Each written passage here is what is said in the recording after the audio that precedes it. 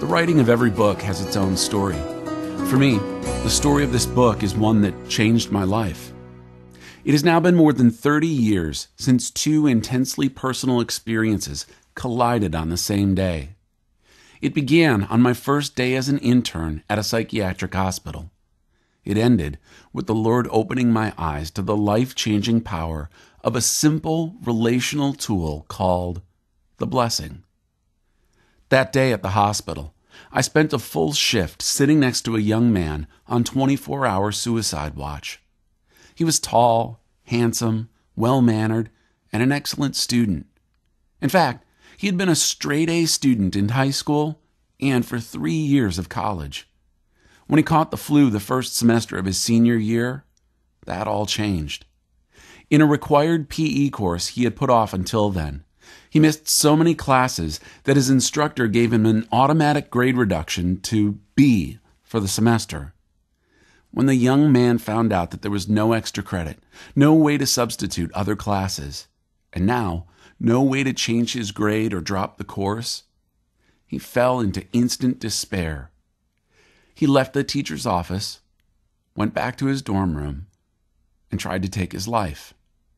He would have succeeded had his roommate not unexpectedly and providentially returned. As we sat and talked, and as I tried not to stare at his bandaged wrists, this young man poured out his heart to me. His story included a brilliant, demanding engineer father who had gotten straight A's himself and demanded nothing less from his oldest son. It highlighted how hard he had tried all his life to gain his father's favor. And it ultimately led to how his failing to get an A in a tennis class brought the death of a dream, and nearly his own death as well. This young man desperately yearned for something he couldn't quite define, something that was always in sight, yet somehow never within reach. His heartbreaking tale left a haunting, indelible impression on me. I went home late that afternoon and shared the events of the day at length with my wife, Cindy. While I was still pondering and processing what had happened, the second of two dramatic events took place. It was nighttime when I finally sat down and began working on a message for a couple's Sunday school class. While I'm sure you would never do such a thing if you were the teacher, I was just beginning my message for the next day and kicking myself for letting school, work, and family crowd in so much. Looking back, I can see how the Almighty God had his hand in the timing.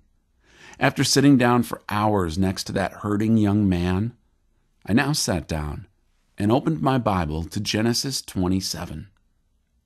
Genesis 27 tells the story of twins, Jacob and Esau. I had read of the struggle between these two brothers countless times in the past.